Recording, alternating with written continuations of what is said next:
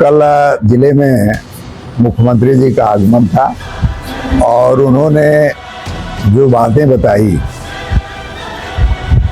ऐसे मुख्यमंत्री जो संत हों उनसे इतने झूठ बोलने की अपेक्षा नहीं की जा सकती। उन्होंने कहा कि आजमगढ़ में विकास सपा के एजेंडे में नहीं था, पूर्वांचल का विकास सपा के एजेंडे में नहीं था। शायद इतना बड़ा झूठ मेरी समझ से कोई नहीं बोल सकता। और आजमगढ़ में जो भी काम हुआ है, जो भी विकास हुआ है, वो सपा शासन काल में हुआ है।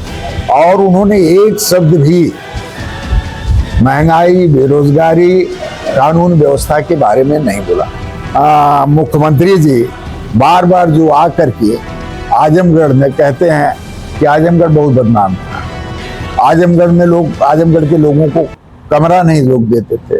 शायद ये भूल गए कि आजमगढ़ विद्वानों का ये जिला है। पंडित राहुल सांकृत्यायन से बड़ा विद्वान गोरखपुर में नहीं कोई हुआ है।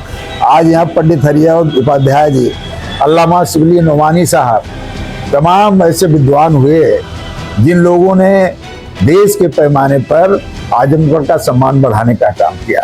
दूसरा यह है, कानून व्यवस्था आजमगढ़ की ध्वस्त हो चुकी है। इनकाउंटर के नाम पर गरीबों, पिछड़ों, दलितों और मुसलमानों के ऊपर हमला हो रहा है। और इस तरह की बार बात करने का उनका मकसद ये आजमगढ़ की जनता को गुमराह करने का है। आजमगढ़ की जनता गुमराह नहीं हो रही। भारतीय जनता पार्टी नफरत पैदा करने के लिए, लोगों में विद्वेष पैदा करने के लिए, दंगा कराने के लिए अब वो फिल्मों का भी सहारा ले रही है। धुरंधर 2 बीजेपी ने बनवाया, अभी देखिए और फिल्में भी बनवाएंगे।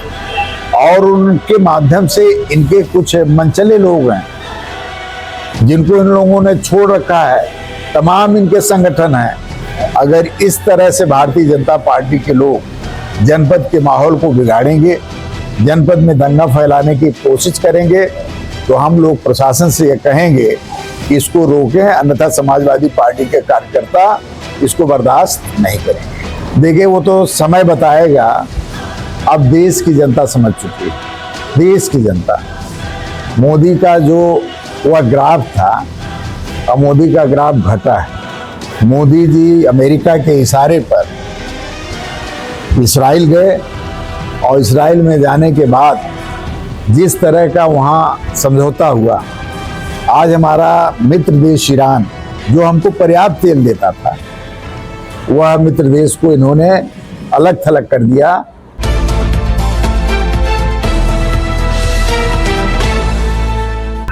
यह प्रेस वार्ता कल जिले में मुख्यमंत्री जी का आगमन था और उन्होंने जो बातें बताई, ऐसे मुख्यमंत्री जो संत हों उनसे इतने झूठ बोलने की अपेक्षा नहीं की जा सकती। उन्होंने पूरे विकास के बारे में जो खाका बताया, मैं समझता हूँ उन्होंने कहा कि आजमगढ़ में विकास सपा के एजेंडे में नहीं था, पूर्वांचल का विकास सपा के एजेंडे में नहीं था। शायद इतना बड़ा झूठ मेरी समझ से कोई नहीं बोल सकता। और आजमगढ़ में जो भी काम हुआ है, जो भी विकास हुआ है, वो सपा शासन काल में हुआ है।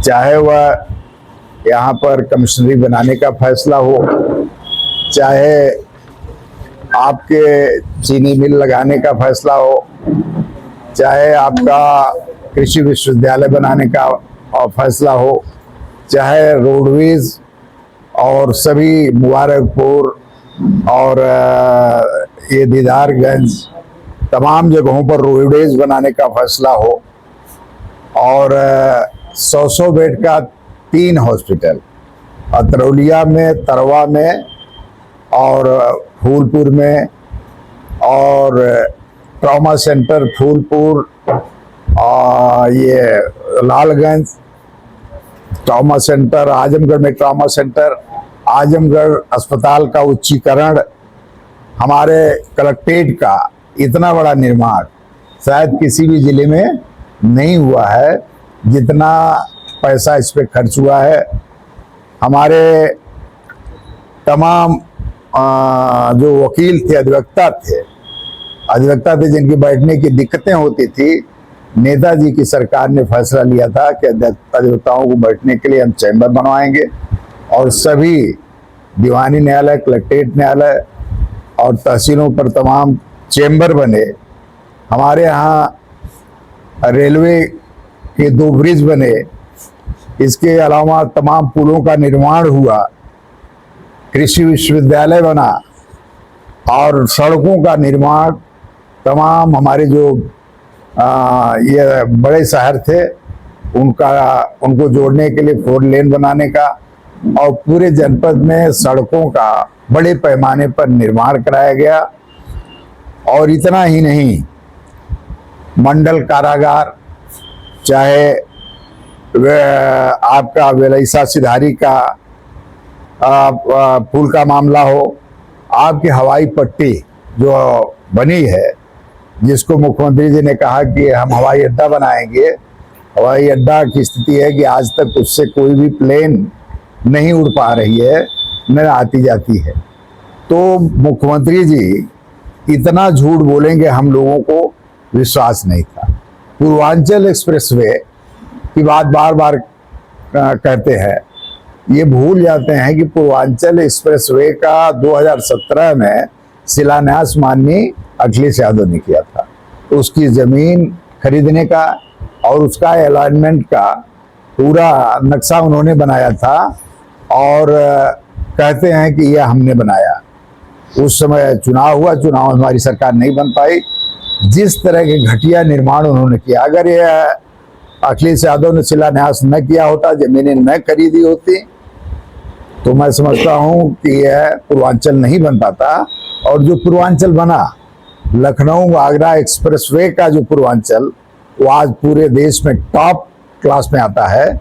और यहाँ का पूर्वांचल जो हमारे लखनऊ से आजमगढ़ और गाजीपुर का बना, ये घटिया स्तर का ये पूर्वांचल बना, ये रोड बना, जिसको आए दिन एक्सीडेंट हो रहे हैं।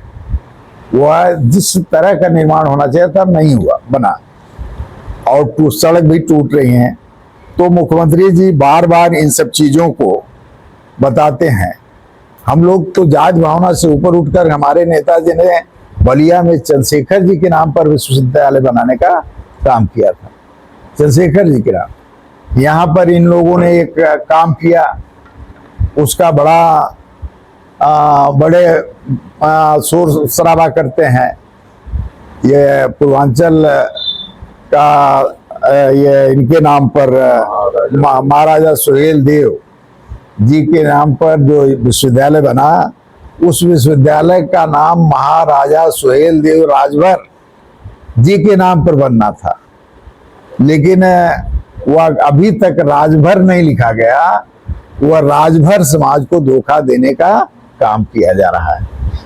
जबकि उसमें साफ इन लोगों ने एक बार यह भी कहा था कि हमारी कैबिनेट ने पास कर दिया, तो फिर लिखा क्यों नहीं जा रहा? तो ये राजभर समाज को धोखा देने का काम कर रहे हैं। और उन्होंने एक शब्द भी महंगाई, बेरोजगारी, कानून व्यवस्था के बारे में नहीं बोला। आज डीजल, पेट्रोल, गैस की कीमतें बढ़ती जा रही हैं। जब डीजल की कीमत बढ़ रही तो उसकी ढुलाई के चलते आज सभी सामान महंगे होते जा रहे हैं। उसके संबंध में इन्होंने नहीं बोला कि जो देश में, दुनिया में जो वार चल रहा है, उससे हम कैसे निपटेंगे। उनके मुंह से एक शब्द भी नहीं निकला। और जो आज तक स्थिति बनी हुई है नौकरियों की, नौकरियां नहीं निकल रही हैं, न नौकरियां दी जा रही हैं। अस्थायी नौकरियों पर बैन लग गया। मेरी समझ से पीसीएस और जो विश्वविद्यालयों में असिस्टेंट प्रोफेसर आज की नियुक्तियां थी, उसमें कितने बड़े पैमाने पर आरक्षण को लूटा गया, आरक्षण को खत्म किया गया। और समूह ग की नियुक्तियों को इस नाते अस्थायी के दायरे से खत्म किया गया, क्योंकि उसमें आरक्षण लागू करना पड़ता और वो आरक्षण नहीं देना चाहते। दूसरा यह है कि सबसे बड़ी बात यह है कि समूह ग घ की नौकरियों के स्थान पर जो आउटसोर्सिंग का इन्होंने पैमाना तैयार किया है, आप बताइए 8-10 हजार में कोई नौजवान बेरोजगार वो अपना जीवन यापन कर सकता है, अपने बच्चों की पढ़ाई कर सकता है, अपने बीवी बच्चों को उनके शौक के हिसाब से कोई काम कर सकता है। ये निश्चित तौर पर बेरोजगारों के साथ धोखा है और उनके साथ उनका अन्याय है और उनका शोषण हो रहा है। इस तरह मुख्यमंत्री जी बार बार जो आकर के आजमगढ़ में कहते हैं कि आजमगढ़ बहुत बदनाम था, आजमगढ़ के लोगों को कमरा नहीं रोक देते थे। शायद ये भूल गए कि आजमगढ़ विद्वानों का ये जिला है। पंडित राहुल सांकृत्यायन से बड़ा विद्वान गोरखपुर में नहीं कोई हुआ है। आज यहाँ पंडित हरिहर उपाध्याय जी, अल्लामा शिबली नोमानी साहब, तमाम ऐसे विद्वान हुए जिन लोगों ने देश के पैमाने पर आजमगढ़ का सम्मान बढ़ाने का काम किया। ये शिबली कॉलेज अगर अल्लामा शिबली नोमानी साहब ने न खोला होता तो उस समय के लोग शिक्षा नहीं अर्जित कर पाते। ये आज़ादी के समय का, आज़ादी के पहले का ये मामला है। तो इस तरह मुख्यमंत्री जी का ये बयान बार बार यहाँ के लोगों को कोई सम्मान नहीं दे रहा, कट्टा यहाँ बनता था।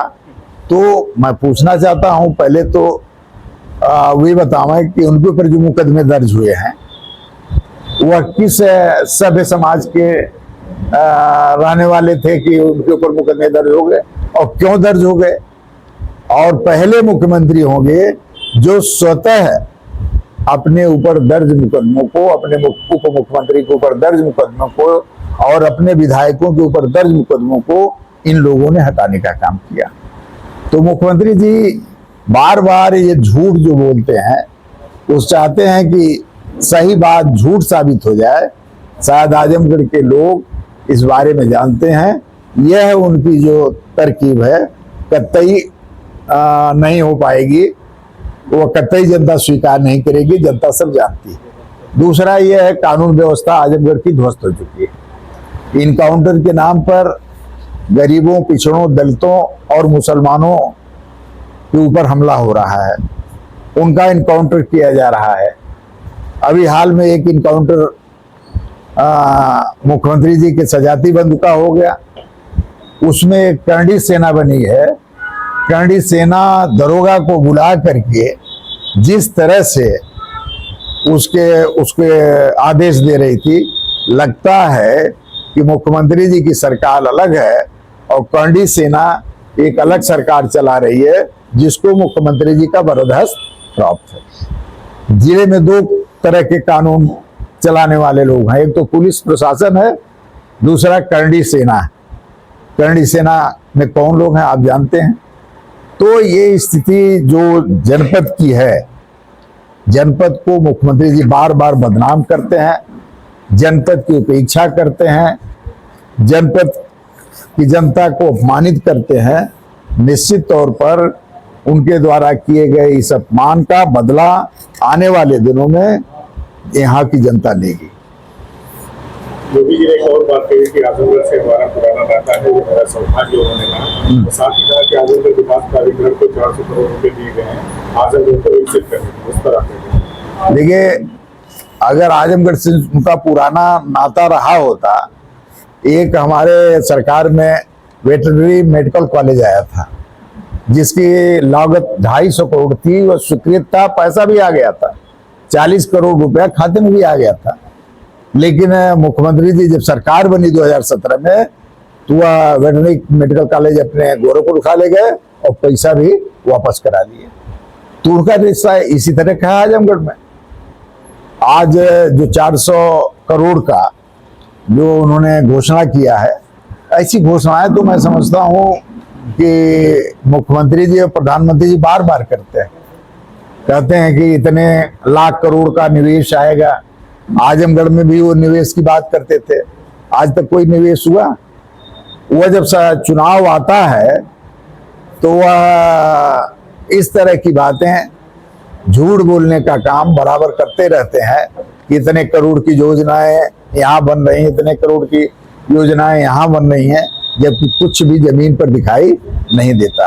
आज वो कल आए भी थे, वह अपने एक बहुत करीबी जो गोरख बाबा के नाम नाथ के नाम पर प्राइवेट डेयरी, जिनको उनका बरदहस्त है, उनके सजाती हैं, उनके करीबी हैं, उनकी डेयरी का उद्घाटन करने आए थे। कोई सरकारी डेयरी बनवाने का काम नहीं किया। हमने सरकारी डेयरी भी बनवाया है, वो सरकार उसको उन्होंने बंद करा दिया। तो निश्चित तौर पर उनकी जो बातें हैं वो अपने आप झूठी साबित हो जाती हैं, और इस तरह की बार बार बात करने का उनका मकसद ये आजमगढ़ की जनता को गुमराह करने का है। आजमगढ़ की जनता गुमराह नहीं होने वाली। आज योगी जी की कैबिनेट ने एक महत्वपूर्ण फैसला लेते हुए जो शिक्षा मित्र है उनका 10,000 से मानदेय बढ़ाकर 18,000 कर दिया। क्या आपको लगता है 2027 में ये पहल जो सरकार के चुनाव में? देखिए, यह मामला जो आज वो उन्होंने शिक्षा मित्रों के लिए किया है, एक समय था कि शिक्षा मित्रों की अस्थायी नियुक्ति हमारी सरकार ने, अखिलेश यादव ने किया था। इनकी गलत पैरवी के चलते न्यायालय से उसको खत्म कर दिया गया और शिक्षा मित्र 10,000 पे आ गए। मैं धन्यवाद दूंगा अपने विधायकों को और विरोधी दल को और राष्ट्रीय अध्यक्ष जी को। इन लोगों ने जब सदन के अंदर शिक्षा मित्रों का, अनुदेशकों का और जितने भी छोटे लाभार्थी योजनाएं हैं या समूह के लोग हों चाहे कोई भी हो, उन लोगों के मानदेय के संबंध में जोरदारी से उस बात को उठाने का काम किया। मजबूर होकर के योगी सरकार को यह काम करना पड़ा, और उस समय करना पड़ा। ये चुनाव नजदीक आया है तब जाकर के यह बात उनके दिमाग में आई है, नहीं तो वो भी जितने संघर्ष हम लोगों ने उस पर किया वो भूल जाते। उत्तर प्रदेश में कुछ पोस्टर बात शुरू हो गया। आज अखिलेश यादव के पोस्टर लगाया गया, इसमें धुरंधर फिल्म का जो विलेन है रहमान डकैत, अखिलेश यादव को उसके तौर पे दिखा करके कहा गया कि 27 में सपा की सरकार आएगी तो रहमान डकैत जैसा स्थिति हो जाएगी, लियारी जैसा। देखिए, भारतीय जनता पार्टी नफरत पैदा करने के लिए, लोगों में विद्वेष पैदा करने के लिए, दंगा कराने के लिए अब वो फिल्मों का भी सहारा ले रही है। धुरंधर 2 बीजेपी ने बनवाया है, अभी देखिए और फिल्में भी बनवाएंगे, और उनके माध्यम से इनके कुछ मनचले लोग हैं जिनको इन लोगों ने छोड़ रखा है। तमाम इनके संगठन हैं, उन संगठनों की गिनती नहीं है।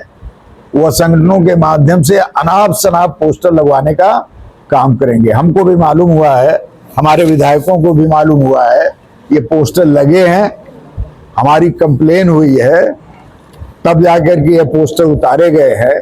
अगर इस तरह से भारतीय जनता पार्टी के लोग जनपद के माहौल को बिगाड़ेंगे, जनपद में दंगा फैलाने की कोशिश करेंगे, तो हम लोग प्रशासन से ये कहेंगे कि इसको रोकें, अन्यथा समाजवादी पार्टी के कार्यकर्ता इसको बर्दाश्त नहीं करेंगे। भारतीय जनता पार्टी के अध्यक्ष के ऊपर केयरटेकर है, वो मारपीट का आरोप लगाया है रामचंद्र यादव। देखिए, भारतीय जनता पार्टी में केवल यही नहीं हो रहा है, आप देखेंगे तमाम अब लोग वीडियो दिखाते हैं, तमाम सोशल मीडिया पे वायरल होता है, तमाम जगहों में आपस में जितना इनकी गुत्थम गुत्थी है शायद ही किसी पार्टी में हो। मार पीट, आपस में कहा सुनी ये होती है, तो नई बात नहीं है। ये बीजेपी में जो लोग हैं उनका नेचर है, जो उनके असली लोग हैं बीजेपी के, वह लोग इसी में विश्वास रखते हैं, रचनात्मक कार्यों में नहीं विश्वास रखते। अच्छा, अध्यक्ष, कुछ दिन पहले एक महिला नेत्री, भाजपा नेत्री ने इल्जाम लगाया था कि भाजपा में महिलाओं के साथ शोषण होता है, पार्टी की छोड़ना, और मंत्री प्रदेश अध्यक्ष आए तो उनके सामने उन्होंने कहा। महिलाओं का शोषण तो इनकी सरकार में जितना होता है, और ऊपर से कहते हैं कि नारी अभिनंदन, नारी बंधन, नारी सम्मान, नारी पढ़ाओ, नारी को आगे लाओ।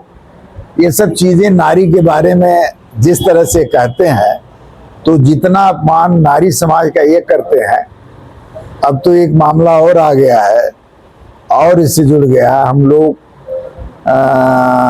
एपस्टीन फाइल का जिस तरह से उसमें बताया जा रहा है, जिस तरह के घृणित कार्य किए जाते थे, मानव संवेदनाओं से अलग काम किए जाते थे और उसमें हमारे देश के लोगों का भी नाम आना ये दुर्भाग्यपूर्ण है। अध्यक्ष जी, कल जिस डेयरी प्लांट का उद्घाटन करने आए थे, ये कहा गया कि उसमें भैंस के दूध का 120 रुपए तक मूल्य दिया जाएगा। कहाँ तक यह प्रासंगिक है और क्या ये चुनाव में उनको फायदा या आपको नुकसान पहुंचाएगा? देखिए, ये तो डेयरी खुल रही जगह जगह, ये तो प्लान है और वह दूध है, पालने वाले भैंस पालने वाले, जानवर पालने वाले कम है। आज दूध जो निकल रहा है उसका दाम तो देना पड़ेगा। सभी सामानों के दाम महंगे हो रहे हैं, तो दूध का दाम महंगा हो जाए तो क्या दिक्कत है भाई? आज डीजल महंगा, पेट्रोल महंगा, खाद्यान्न महंगा, आपके जो ड्राई फूड है वो महंगे, दवाएं महंगी, कृषि में आने वाले जो जितने यंत्र महंगे, खाद पानी सब महंगा हो गया। तो किसान का इससे संबंधित वो दुग्ध पालन है, उसका दूध ने बयान दिया है कि 27 में 17 वाला हाल करेंगे समाजवादी पार्टी का और सभी ले जाके छोड़ेंगे। अब देखिए, केशव मौर्य पहले अपने समझें, वो चुनाव हार करके भी और इतना झूठ बोलते हैं और इतनी बेशर्मी की बात करते हैं, मैं समझता हूं कि शायद कोई नहीं कर पाएगा। मुख्यमंत्री ने कल ये भी कहा कि 41 तक नहीं आएंगे आप लोग अपने मंच से। देखिए, वो तो समय बताएगा। अब देश की जनता समझ चुकी है, देश की जनता। मोदी का जो वह ग्राफ था, अब मोदी का ग्राफ घटा है। अब मोदी का ग्राफ घटने का मतलब भारतीय जनता पार्टी का ग्राफ घटा है।